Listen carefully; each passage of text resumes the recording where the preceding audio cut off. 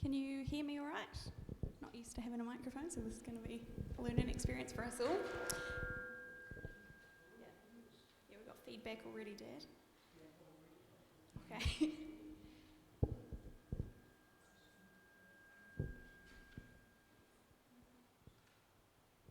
Is that all right?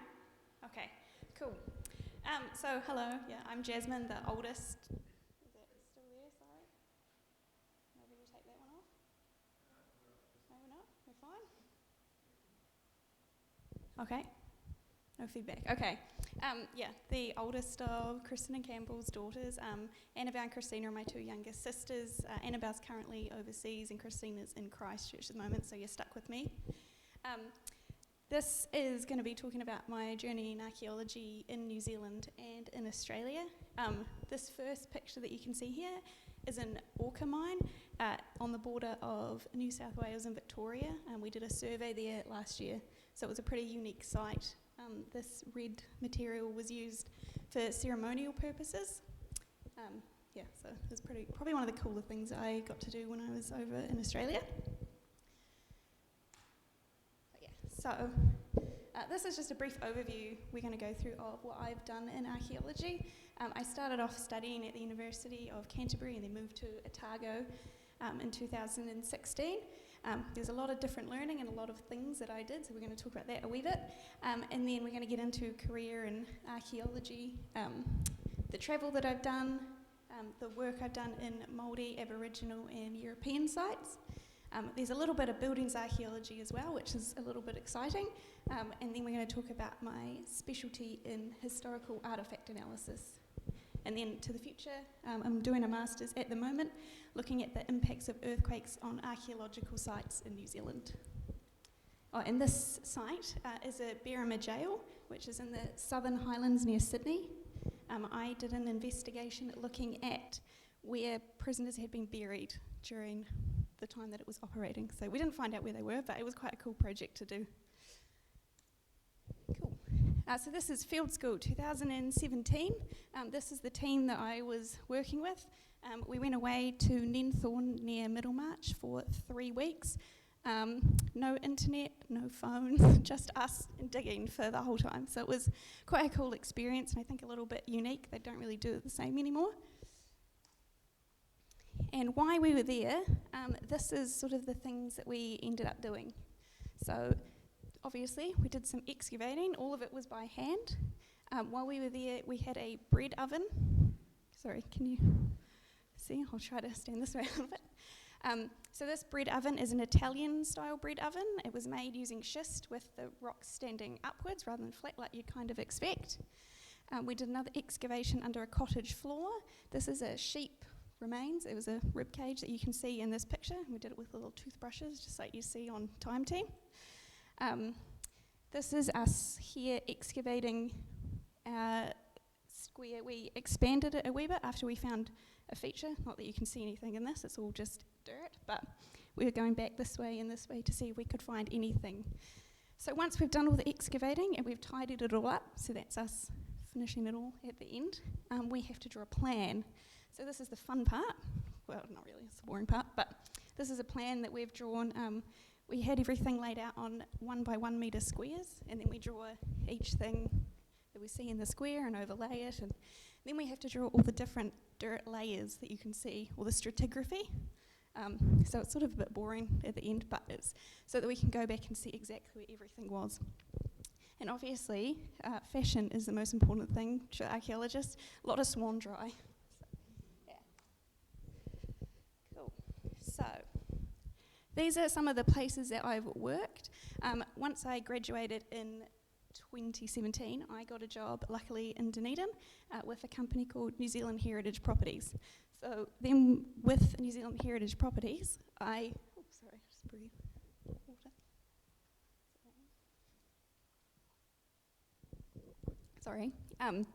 was working in Invercargill, Central Otago, and then I went to Christchurch and Kaikoura with them after that. So then in 2020, I moved to Sydney and I did some work in Australia. So I was working in in Sydney on the Blue Mountains, south of Sydney, and then on the border of New South Wales and Victoria. Cool. So once we get an archaeological client coming to us and asking if they need an assessment, we will go and take a look at what's on the site and what we know was on the site. So a fun part of that is looking at historical photos. So we've got Dunedin, Sydney, and this is looking down Princes Street. And you can see how much everything's changed since it's all been, the road looks a little bit tidier than that now.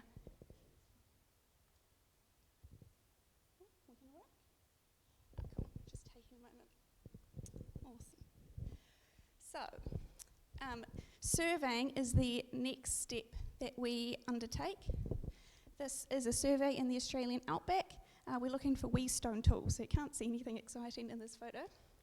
But there was quite a few little bits that we found, and that was quite a unique survey. It was a multi-day trip, and that's where we saw that orca mine that we looked at the start. This is a kangaroo that we saw on that same job. It's a little bit different in Australia. You don't get the same wildlife here. Snakes and spiders are a wee bit more of an issue.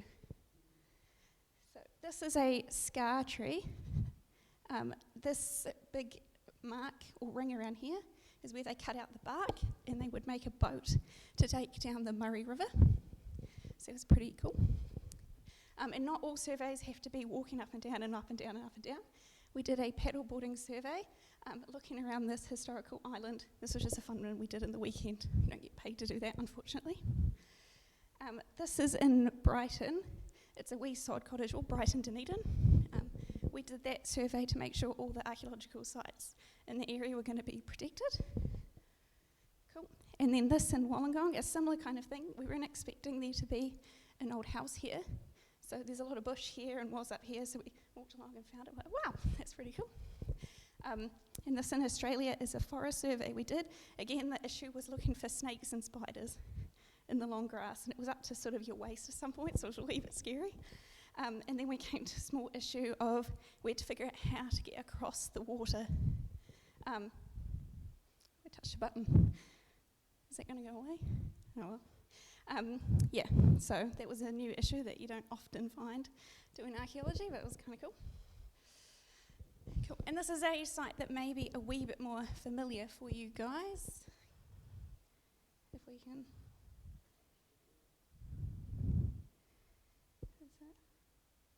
Oh, there we go, finally, right button. So the Cadbury building that most of you know, it's gone now, but we had to do the buildings recording for this. So we went around the outside and inside. It took us 4 months because it was a huge site. But when we got to this building here, we found, they're very hard to see, so I'm sorry about this photo, but there is a 2 window outlines here and here. And when we went back and did an investigation, we found that the original brewery that had been on the site had matching windows. You can see the under window here. Yeah, so it turns out that they hadn't demolished the original brewery. They had expanded it and built it up several stories. So that was an unexpected but very cool find. Cool. And in Oamaru, you saw that photo, it was a wee bit bigger before, but this is a survey that I did recently in Oamaru. We got to the foreshore. We're looking at the erosion into the ocean, and this train had been pushed in the 1930s. So it was pretty cool to find a photo of that. You don't often get exactly what you're looking for on camera, but there were several other trains that the same thing had been done. They were used to fill in the ocean front once they weren't in use anymore. Cool.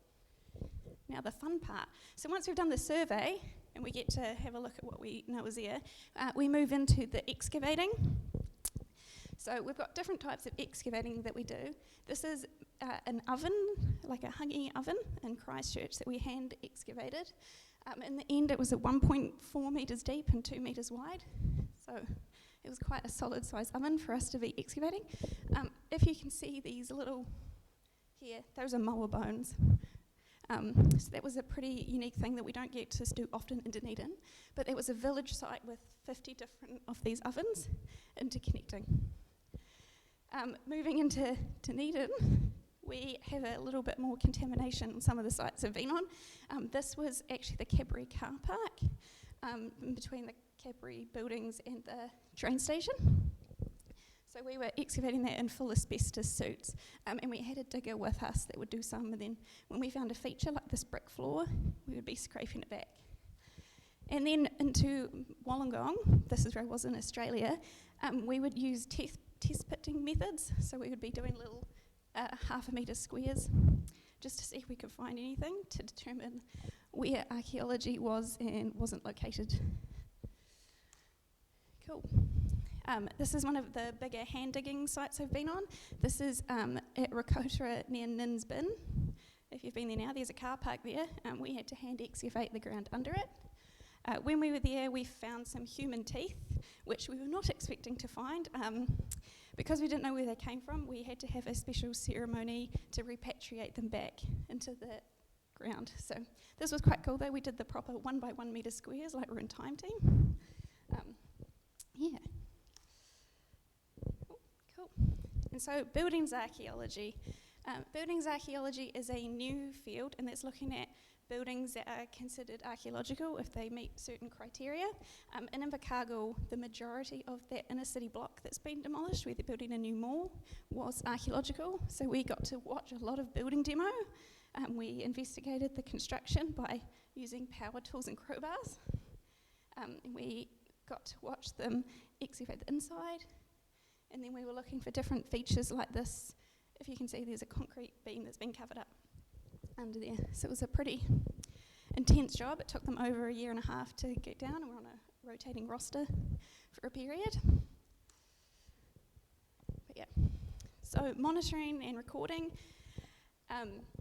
We have several different styles of monitoring when we're not using our hands to do it. We watch a digger do it. We do a lot of watching trenches being dug. We do sometimes historical testing to try to find where the archaeology might be so that it can be avoided. We watch a lot of potholes get dug, which is the least exciting thing that you can do, but you never know what you're going to find. And we've done a lot of excavation in the roadways. So this one is the city centre of Frederick Street.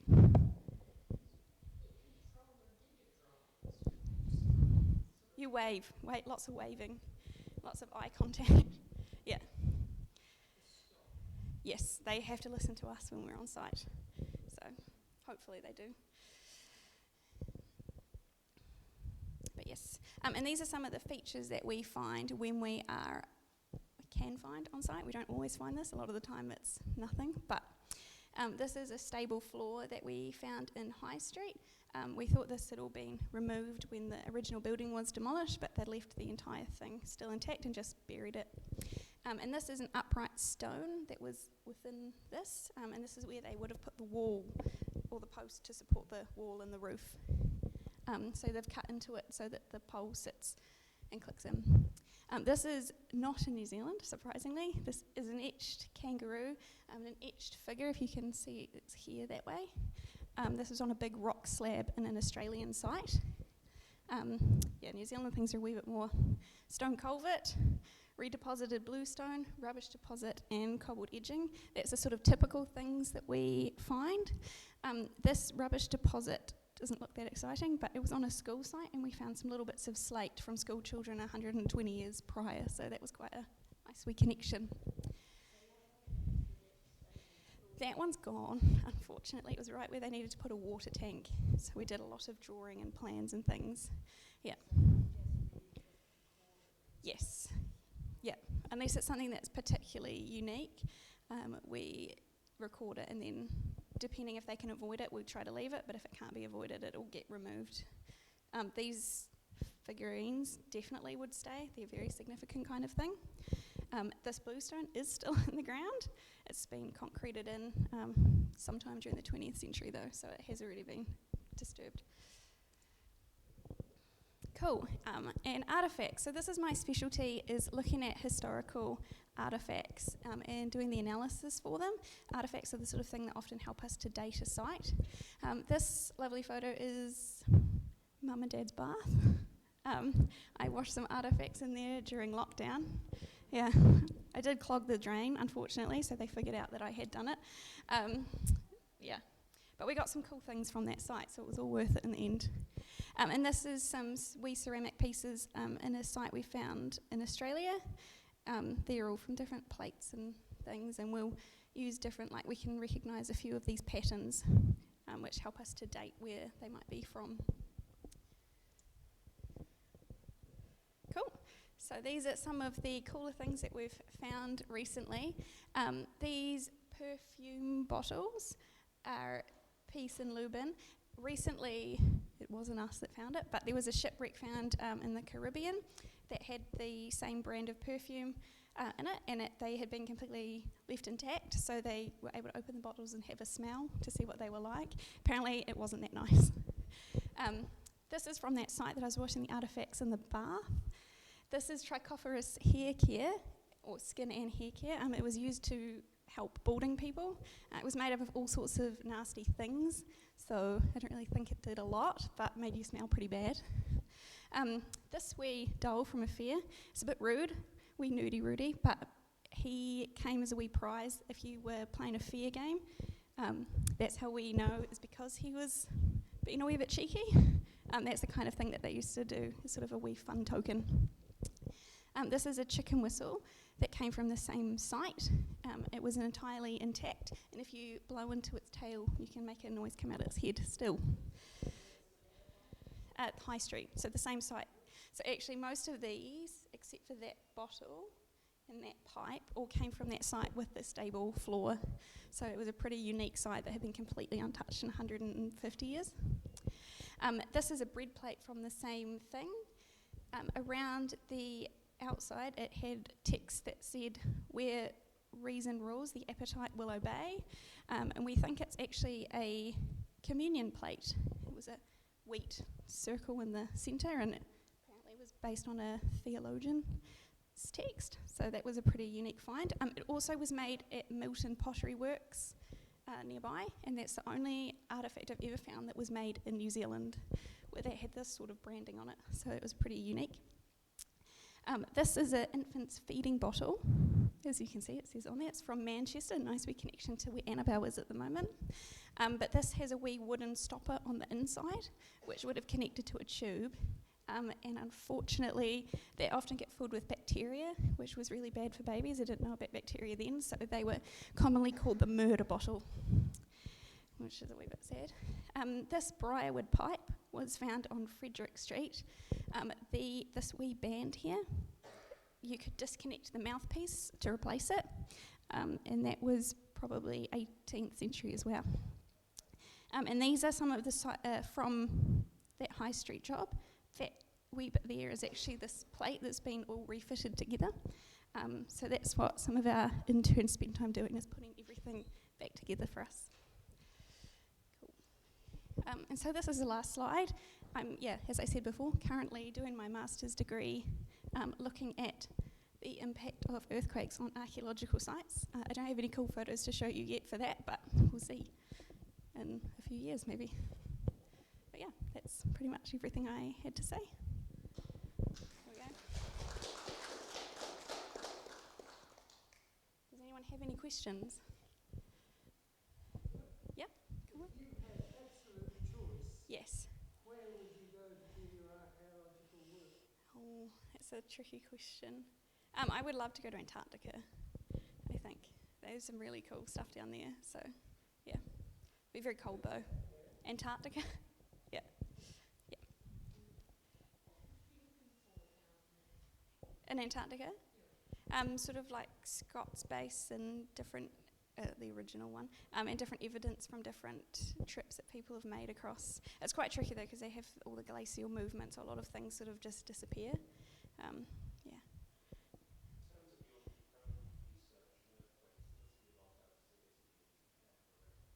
Yes, Japan, they did some, I found a project that they were doing, they set up a database to investigate how sites were impacted, but unfortunately they haven't actually published anything after they got to the end of it. They published the first half, but not the second half, so I may have to get in contact with some people and see if they had any results from that. Yeah. Yes? So they go back to our lab, and then they get cleaned, and then they get analysed, and then they belong to the client. So the person that owned the property, if they want them back, they take them back. Otherwise, we put them in our research collection if they're relevant. And a lot of them just sit in our bunker for a very long time. Perfect. Yes. You made mention of time thing. Yes. I guess there wouldn't be anyone here who hasn't seen the sun time thing. Hopefully. We watch countless Yeah. episodes.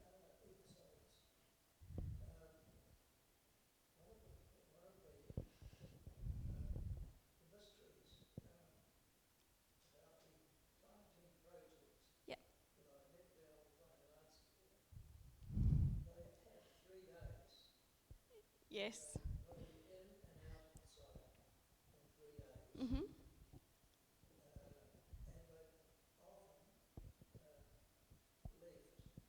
Though the job has been really started. Yeah. Do you have that kind of finite length to put on what you do? Not typically, because typically we either have to remove it all before a contractor starts their work, or we're there with the contractor and recording everything until they're completely finished. The only time that something similar would happen is if we find something and we know it's there, but then they leave it because they don't want to disturb the archaeology, and then we know it's there, but we have to leave it as well. Yeah. Yeah. Yes. Have you ever had Ian, Jasmine, to go to somewhere like Elysium or Troya in Turkey? Yes, definitely. Elysium's got the earthquakes which level the stone buildings, and Yes. you can see generations Yeah. of building there, Yeah. as is found also in parts of Ephesus. Yes. They're all very close to each other. Yes. And right at the within proximity of the Panama and the earthquake country at Yeah. that point. Yeah. So when Mum and Dad come into a large fortune, Yeah, I'm waiting for that. take Yeah. yourself off to Turkey. Yes. Yeah. No, that's definitely. Yep.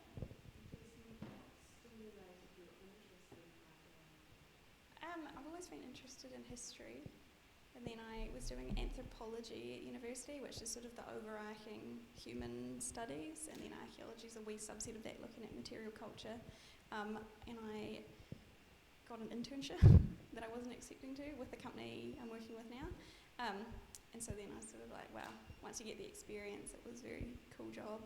And I really like being able to go inside and then come back and write reports, and you get a nice range of different things that you're doing. So yeah, sort of fell into it by mistake, but I've been really enjoying it so far, so yeah. It's not the sort of thing that, the child at school would say. No, not typically. I'm going to, Yeah.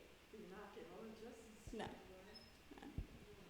Yes. Actually, I was going to ask, following on from that, have you been back to your school to give this presentation? No. So that Young kids might be how interested. can we facilitate that? Because that's what has to happen for young people to see what exciting jobs there are, and you have presented it in that fashion. So go back, please. Okay. Yeah, no worries. Okay, no pressure. Perfect. Is that all questions? Do you do a lot of dreaming of what you would like to find in your career as an archaeologist? And what sort of dreams do you have? I don't know if I dream that much about what I want to find. Normally it's like, oh, I don't want to find anything today, it's raining. But I would like to probably open my own consultancy or something similar at some point. Otherwise, look at getting involved with councils, working with them, looking at sort of developing heritage management plans to protect heritage and archaeology for future generations. Sort of ties into the earthquake thing, where I think that there's a large number of sites that are going to get damaged if we have a big earthquake again. So, yeah. New Zealand has got a shortage of a lot of expertise. Yes. Would archaeology be one of them? Do you need a lot more archaeology? Yes. Yeah, if anyone would like to retrain, we're always looking out for more staff. Yeah.